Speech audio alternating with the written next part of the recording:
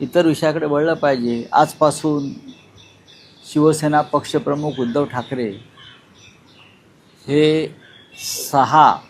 5 गद्दार खासदारांच्या मतदारसंघाला भेटी देणार आहे।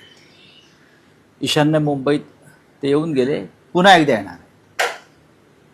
पण आज ते नागपूरला उतरतील, तिथून यवतमाळला आम्ही रात्री जाऊ।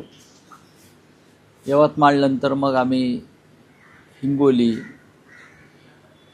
परभणी, धाराशिव आणि मग शिर्डी 29 तारखेला अशा कार्यकर्त्यांच्या बैठका आणि मेळावे आहेत। ही अत्यंत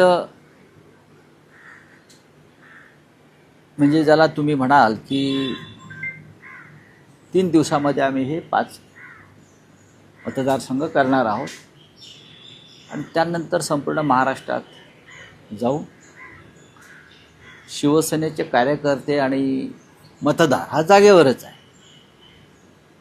5-6 लोक जर कोणी गेले असतील तर त्यांच्या पुरतं। आता या भागात तुम्ही आहात, एकही शिवसैनिक गेला नाही।